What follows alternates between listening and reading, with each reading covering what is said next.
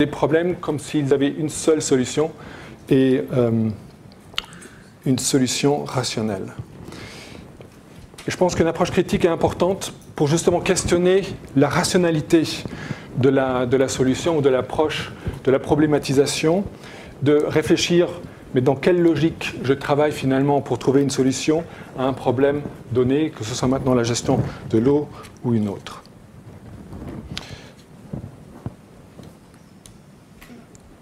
Et comment est posé le problème n'est pas anodin, parce que comment le problème est posé induit déjà une solution.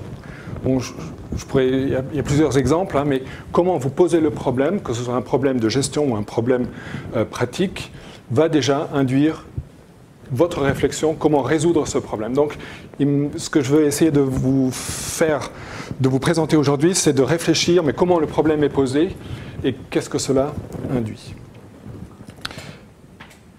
Et cette réflexion, bon, s'appuie d'une part sur beaucoup de lectures, mais aussi sur quelques observations de terrain que j'ai pu mener, que ce soit sur des terrains de recherche ici en Suisse, et là on avait un projet très intéressant avec Manu Renard en Valais, mais bon, je travaille surtout en Afrique, et le bassin, la gestion par bassin versant est très populaire et très poussée par la Banque mondiale, par les instances internationales de développement, et ce qui m'a amené aussi à réfléchir, mais pourquoi et comment. Donc le but de ma présentation, c'est de faire ressortir là où les rationalités, la logique de cette gestion, ou comme le formulerait Pierre Bourdieu, je voulais absolument le citer, la logique de la pratique, voire la logique de la logique dans le sens qu'il s'agit bien de saisir ici la logique de la justification de la conception du bassin versant ou de la gestion intégrée du bassin versant. Et deux éléments me paraissent problématiques dans la gestion intégrée du bassin versant. C'est la gestion intégrée et c'est le bassin versant. Et quand vous voyez ce symbole que peut-être vous reconnaissez et qui est souvent utilisé pour présenter la gestion intégrée du bassin versant, c'est des personnes qui se tiennent la main. Tout le monde est beau, tout le monde est gentil. Et une gestion intégrée où on essaye de suivre un peu le cycle dit naturel hydrique, où on essaye donc d'intégrer tous ceux qui sont de manière ou d'une autre impliqués dans l'usage, dans l'utilisation de cette ressource. Donc j'ai structuré un peu ma présentation en 5 points. Après une introduction, je vais vous présenter moi ce que j'appelle le fétichisme du bassin, en essayant de vous montrer pourquoi et comment on passe à une naturalisation d'une question qui est finalement profondément politique. Après, je vais vous présenter quelques exemples empiriques pour vous montrer le décalage entre cette conception et la pratique, pour finalement essayer de vous présenter quelques idées de mon interprétation de cette logique politique. Je suis très content que ce matin, l'histoire, bon, c'était Olivier Petit qui a très bien synthétisé l'histoire de cette conception qui a un certain âge, donc qui n'est pas tout à fait nouveau. Pour moi, la question qui se posait, c'est pourquoi maintenant ce concept, cette conception est devenu aussi dominant et pourquoi il est devenu aussi privilégié par les instances de gestion et les instances politiques. Je ne veux pas revenir sur les détails, vous les avez entendus ce matin. Peut-être, et là je n'ai pas réussi, je n'ai pas approfondi la question, mais par exemple, et c'est pour ça que je parle de fétichisme, la directive cadre de l'eau, sur l'eau, cite exactement 100 fois le mot bassin ou bassin versant. Ça fait au moins une fois par page. Pour une instance politique comme l'Union européenne, moi j'ai trouvé ça intéressant qu'on fait référence aussi, de manière aussi dominante à une unité dite naturelle. Il y avait quelque chose de, je pense, derrière, presque philosophiquement, une tentative de chercher des certitudes sur la délimitation de l'unité territoriale de gestion. Bon, après ça a été appliqué, il y avait des dates limites pour mettre en œuvre les différents bassins dans les différents pays de l'Union européenne. Je ne veux pas revenir dessus, les délais ont été dépassés, on n'est pas encore au bout, mais bon, ça avance néanmoins. En Suisse, ça a été aussi maintenant cité par Géraldine et, ce matin, ça n'a pas été transformé en loi, mais en espèce de recommandation par la fédération pour la mise en place de cette conception de la gestion. Quelques questions qui me paraissaient s'imposer à la lecture de ces textes, de ces recommandations, de ces strategy papers, etc. C'est d'abord comment et pourquoi, comment comprendre cette domination du bassin versant, de ce paradigme. Pourquoi justement cette unité territoriale, pourquoi pas une autre? Et surtout, ce qui m'étonnait, c'était la focalisation sur le bassin sans donner vraiment d'autres options ou de montrer que parfois peut-être il y a une autre possibilité de définir un territoire de gestion de l'eau. Après, quelle est la signification de cette domination en rapport avec notre manière de définir et de gérer les problèmes environnementaux? Et moi, j'aime bien aussi dépasser la matière eau pour réfléchir, mais quel est notre rapport avec la nature? Quel est le rapport entre société et nature? J'essaye de comparer de toute évidence aussi quel est notre rapport helvétique avec la nature par rapport à, par exemple, la Namibie ou l'Afrique du Sud ou le Soudan où j'ai travaillé auparavant. Et d'un point de vue maintenant plus politique, quelle est la signification de l'approche intégrée? C'est quelque chose qu'on retrouve à plusieurs endroits, cette intégration, cette volonté d'intégration, que ce soit pour l'eau ou pour d'autres manières de faire de la politique. Et je pense que cette conception de l'intégration pose aussi pas mal de problèmes en termes politiques. Je reviens sur le fétichisme du bassin versant. Et là, j'ai pris quelques citations. Merci à Ruth Vogel qui a publié un très intéressant article dans la revue Water Alternatives sur le bassin versant du fleuve Columbia. Et je pense que ces citations sont parfois très révélatrices d'un esprit ou d'une idée qui est peut-être pas explicite, mais bien existante. C'est la référence à la nature et que la nature nous a donné une unité qu'il s'agit de suivre et qu'il s'agit de respecter. Je ne vais pas citer toutes les citations, mais vous voyez en tous les cas que la nature est omniprésente dans la présentation de cette nouvelle conception de gestion.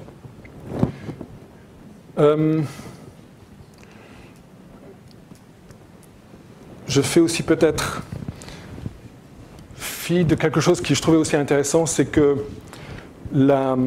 c'est de l'anthropomorphisme, on appelle ça, c'est-à-dire qu'on prête à la nature des capacités humaines, c'est-à-dire que c'est la nature qui gère. Vous l'avez dans la deuxième citation quand il parle « which are the natural units by which nature manages water ». C'est-à-dire que la nature, c'est comme si quelqu'un qui est à l'externe et puis qui tourne les robinets pour gérer le cycle hydrique. Donc on donne une capacité d'action à quelque chose, à une entité qu'il faut d'abord conceptualisement créer. Ok, je ne vais pas m'appesantir dessus, et il y a pléthore d'articles, de textes qui font référence à cette unité naturelle ou dite naturelle, et que donc il est tout à fait logique de suivre cette unité naturelle. Sans évidemment se poser la question que l'acte même de prêter à cette nature une capacité, l'acte même de choisir une limite qui suit la crête et la ligne de partage de différents fleuves ou bassins est lui-même un acte politique. Il n'y a pas de frontière naturelle dans le sens que c'est la nature qui nous impose une naturelle. Ni une crête, ni un fleuve est une frontière. On peut, je pense, l'histoire de l'humanité a bien montré qu'on peut dépasser ces frontières. Dernière citation de la Water Agenda 21, institution suisse très intéressante, et Arnaud travaille dessus, donc je suis très curieux de lire tes travaux dessus. C'est cette phrase qui m'a vraiment intéressé, c'est la dernière, c'est là, les problèmes sont résolus là où ils sont causés. Et là, il y a un problème de logique quand même. Déjà, Max Weber avait bien identifié que les problèmes ne peuvent jamais être résolus à la même échelle où ils sont causés, mais qu'il faut toujours dépasser l'échelle. C'est comme deux enfants qui disputent, et ils ne vont pas pouvoir résoudre le problème. Il faut que quelqu'un d'extérieur intervienne pour résoudre ce problème et arbitrer. Donc, c'est quelque chose, d'un point de vue logique, qui pose problème, et je pense qu'il n'est pas assez réfléchi dans la manière dont on essaye de traiter les problèmes hydriques. Donc, on a un vrai fétichisme, on le met en avant, on le répète comme une espèce de mantra. Le bassin, c'est la solution, c'est l'unité qui nous est donnée, avec laquelle on va enfin pouvoir saisir ces problèmes et trouver des solutions. Quand on regarde maintenant la pratique, c'est quand même très étonnant de voir un décalage entre cet objectif politique ou théorique et les pratiques. Bon, c'est quelques exemples que j'ai déjà montrés à une autre occasion. C'est les transferts d'eau. Et ces transferts d'eau entre bassins versants, deviennent de plus en plus fréquents et de plus en plus importants. Certains transferts d'eau ont plusieurs millénaires d'années, que ce soit dans l'Antiquité, mais même depuis le Moyen-Âge, en Valais. Les bis ne sont rien d'autre qu'un transfert d'eau d'un bassin à un autre bassin, c'est-à-dire on va chercher l'eau là où il y en a pour la transférer là où on en a besoin. Donc c'est quelque chose qui est vraiment pas neuf et qui est intériorisé par les gestionnaires de l'eau. Là, j'ai pris quelques exemples qui sont, je pense, particulièrement caractéristiques de cette approche hydraulique. En Californie, par exemple, où on a asséché quasiment tout l'ouest américain pour pouvoir faire pousser des oranges dans Orange County. Mais ce n'est pas seulement un privilège des nations dites développées. L'Afrique australe, vous n'avez pas une rivière australe depuis l'Angola jusqu'aux Zambèze qui n'est pas manipulée d'une manière ou d'une autre par la grande hydraulique. Ici, c'est juste le bassin du fleuve Orange, qui a été vraiment très bien décrit par mon ami David Blanchon, qui a fait sa thèse dessus. Et vous voyez bien que ça va un peu dans toutes les directions et qu'il n'y a vraiment pas une goutte qui sort ou qui rentre plutôt dans l'océan qui n'a pas été manipulée d'une manière ou d'une autre par le régime d'apartheid puis du gouvernement sud-africain. Il ne faut pas aller très loin. Vous avez à Stuttgart peut-être le système d'alimentation d'eau à distance le plus important d'Europe. Il y a l'ensemble de l'agglomération de Stuttgart qui est alimentée par le lac de Constance, c'est-à-dire que là, un système de pipe traverse, qui sort du bassin du Rhin, traverse le bassin du Danube pour entrer dans le bassin du Neckar, qui fait partie et qui est un sous-système du bassin du Rhin d'accord. Donc il ne va pas, en gros, sortir du bassin du Rhin, mais ça fait quand même perdre un peu d'eau pour tout ce qui est entre Constance et Mannheim. Et même ici, à proximité, vous allez me dire que c'est une goutte dans l'océan quand vous regardez les volumes qui sortent du Rhin ou du Rhône, mais quand même, vous avez Lausanne qui est à 26% alimentée par de l'eau du bassin de la Sarine, c'est-à-dire là on a un transfert du Rhin vers le Rhône qui montre bien que le bassin versant là n'est pas une réalité gestionnaire. Et puis là, je change complètement d'échelle. Ça, c'est un des résultats du projet Montana qu'on a mené avec Manu Reynard, entre Sierre et Grand Montana. Et là, vous avez tout un système de plomberie qui montre la complexité des transferts d'eau entre les différentes communes. Même si la plomberie n'est pas encore complète, des réseaux restent encore à être connectés. Mais au regard de cette complexité hydraulique, la question qui s'impose quand même, c'est pourquoi maintenant la mise en avant du bassin versant? Et est-ce qu'il fait vraiment sens d'utiliser ce concept de gestion pour gérer un système aussi complexe que la distribution d'eau potable dans une telle région? En tout, et pour finir sur ce contraste, quelques chiffres. On a 120 millions d'habitants au monde qui dépendent de ces transferts d'eau. Ça fait quand même 100 km3 par an. Et cela, ça va encore augmenter avec les grands projets, les méga-projets qui sont en voie de construction en Chine et en Inde, où on aura donc à l'avenir 250 millions d'habitants qui vont dépendre de ces transferts d'eau.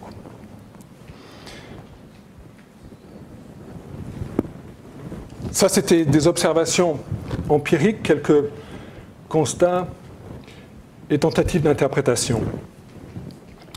Donc d'abord, le bassin versant, comme unité territoriale de gestion, ne correspond dans beaucoup de cas pas à la réalité hydrique. La prédilection du bassin est une naturalisation d'un choix politique. On essaye de vendre quelque chose qui est, semble-t-il, naturel, alors qu'au départ, il y a une décision délibérée, politique, sur cette unité et au détriment d'une autre possible unité. Comment interpréter cette naturalisation de la question politique? Et je pense que comme dans beaucoup de cas de naturalisation, on essaye d'éviter un débat. On essaye de contourner le débat ou la discussion autour quelle est la bonne échelle ou quelle est l'échelle la plus adaptée, la mieux appropriée pour la gestion de l'eau. On essaye d'imposer en quelque sorte une unité territoriale scientifiquement rationalisée, c'est-à-dire où on a développé toute une argumentation, une justification avec des arguments scientifiques afin qu'il n'y ait plus de débat sur le choix de l'échelle de gestion. Et le changement d'échelle, et là il y a pléthore d'articles en géographie sociale, humaine, en écologie politique sur ces processus de rescaling, de changement d'échelle, que ce soit des changements d'échelle vers le haut ou des changements d'échelle vers le bas, cherche à créer un niveau supplémentaire, une nouvelle instance d'administration, de gouvernement qui cherche à contourner des instances qui jusque-là ou qui jusqu'aujourd'hui ont fonctionné de manière démocratique, qui sont responsables devant les électeurs, devant l'électorat. Et là, je pense en particulier aux communes. Et quand je vois les difficultés que possèdent les cantons pour traiter des questions avec les communes, je pense que cette politique fédérale du bassin versant est une manière d'essayer de court-circuiter les communes, d'imposer une autre instance afin de pouvoir imposer des choix de gestion à ces instances nouvellement créées et qui seront forcées à se légitimer. J'ai encore 10 minutes. Non, encore 3 slides, c'est bon. Gestion intégrée. Alors ça, c'est quelque chose qui m'a turlupiné, surtout après la lecture de certains auteurs qui sont particulièrement critiques vis-à-vis des nouvelles tendances de notre système démocratique. Mais commençons peut-être par des choses les plus simples.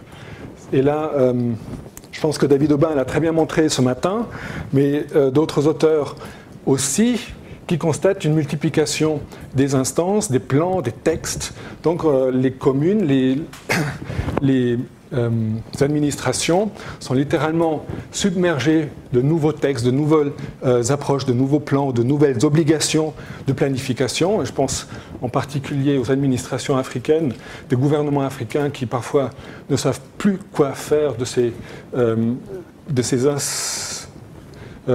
invitations et de ces obligations aussi financières imposées par les bailleurs de fonds.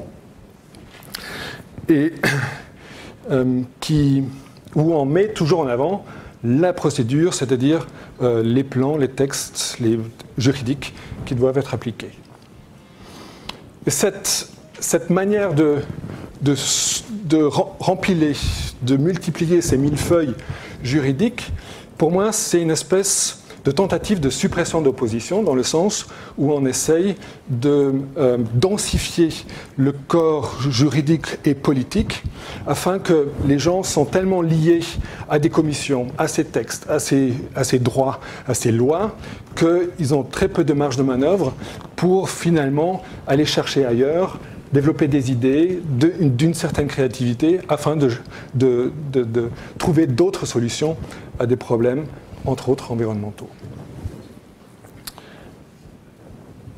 Ces instances, et ça a été dénoncé, posent un problème d'autorité, de responsabilité. Qui va rendre compte ou qui rend compte à qui? Quand il y a tellement de flou, de chevauchement, etc., il y a vraiment un problème de transparence. Et surtout pour le citoyen lambda qui s'intéresse à cette question, à qui va-t-il pouvoir s'adresser s'il est sans arrêt renvoyé d'une instance à une autre, sans que, où chacun se renvoie la balle?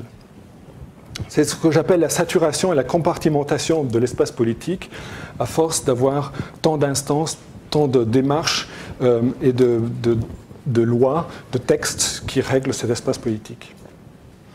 Bon, c'est pour ça que je fais un peu référence ici à Rancière quand il parle de police, dans le sens que c'est un système qui contrôle et oriente l'ensemble du politique. Ok, et puis c'est Slavoj Žižek qui parle de ces nouveaux arrangements de gestion à l'image de rapports de pouvoir qu'il appelle postmodernes, dans le sens que maintenant, ce qui est privilégié, c'est des pouvoirs un peu flous, un peu mous, qui n'imposent pas une véritable position, qui ne prennent pas position. Donc, le pouvoir flou et mou, qui privilégie un échange plutôt aimable, gentil. Hein, on se tient la main, comme sur ce premier symbole. On échange des opinions et des intérêts, mais uniquement par la médiation, surtout pas de confrontation et de véritables débats et d'échanges de positions, afin de surtout ne pas mettre en danger le possible ou le potentiel consensus. Et c'est cette prédilection du rapport consensuel qui pose problème à ces auteurs comme Žižek, Rancière ou aussi Alain Badiou. Et le consensus, qu'est-ce que ça veut dire? Alors pour certains, comme un intéressant article de Blomqvist et Schlager, c'est que ce consensus empêche toute action collective par le potentiel veto de chacun. Et ça veut dire qu'on a toujours un consensus à minima. C'est là où tout le monde va tomber d'accord. Mais c'est une approche qui est extrêmement conservatrice, parce que, évidemment, celui qui voudra changer plus en profondeur ou des éléments qui sont vraiment substantiels, eh bien, va toujours se heurter à un veto. Un acteur se trouvera toujours qui sera contre ce changement. Donc il faut être bien conscient que cette approche consensuelle est conservatrice. Autre problème qui a été identifié par Blomqvist et Schlager, c'est ce qu'il nomme quelque chose pour chacun. C'est cette politique clientéliste, dans le sens, on fait un peu de cadeaux à tout le monde, comme ça tout le monde sera content. Mais cette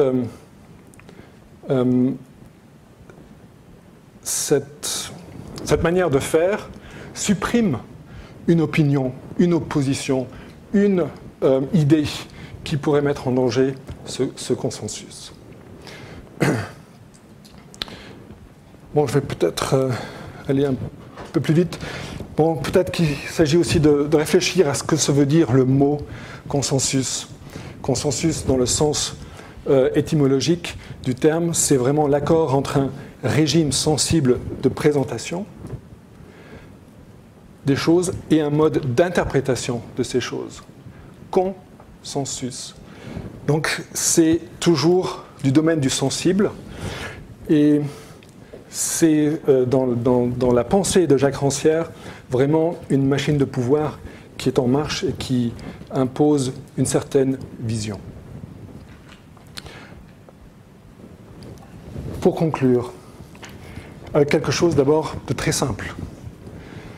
Il y a, et je pense que David Aubin l'a déjà bien présenté, il y a un décalage, de toute évidence, entre les intentions, les buts, les objectifs, ou la théorie d'une part, et les pratiques, comme j'ai essayé de vous le présenter.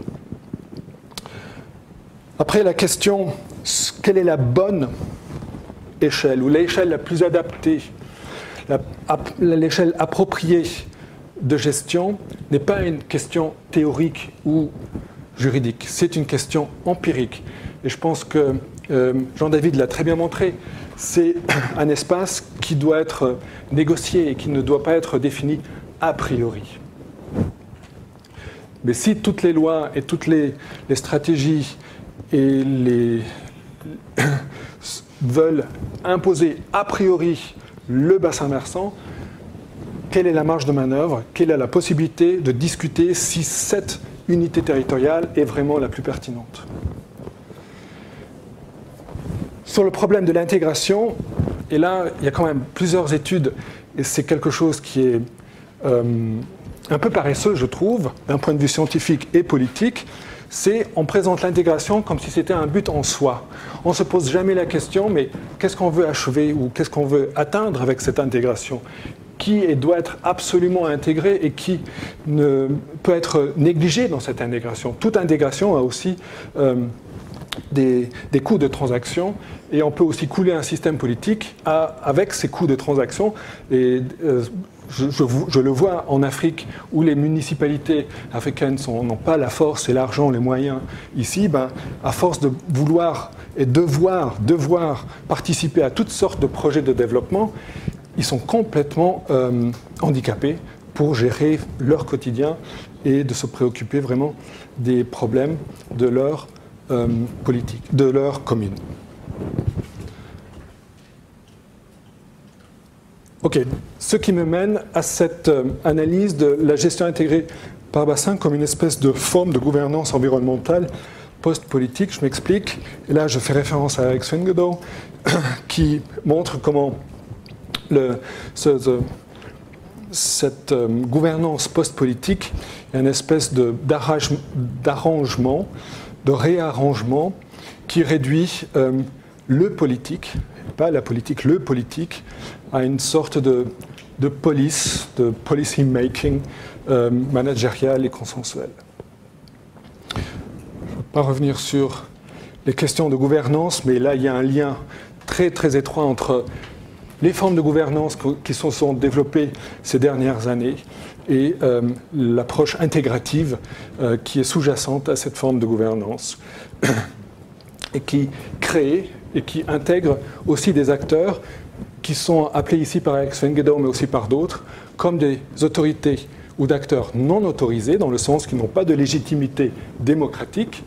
Ils sont experts, ils ont une connaissance, mais pourquoi justement tel et tel expert et pourquoi pas un autre expert a été choisi pour le plan d'aménagement de tel bassin versant, ça, personne ne pourra le justifier, sauf par l'argument financier, parce qu'il a fait une offre qui était moins chère que l'autre, ou parce que cet entrepreneur, cet expert, est le cousin ou l'oncle de tel maire municipal. Et le rôle des scientifiques, là, je le mets autant en question, et j'étais très mal à l'aise lors des travaux avec les acteurs du projet Montanacqua, où parfois je me demandais quel est maintenant mon rôle d'acteur dans ce processus de développement des scénarios, par exemple, pour l'avenir de la gestion municipale. Et puis dernier point, c'est une question plutôt. Et on a beaucoup parlé de gestion, de management, d'intégration, de politique.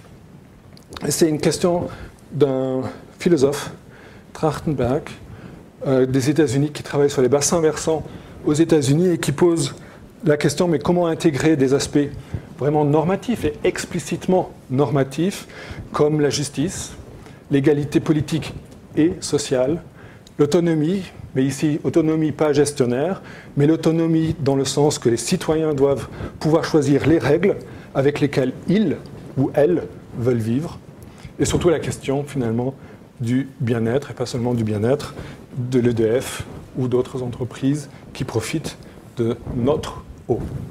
Je vous remercie et je suis content de la discussion qui va suivre.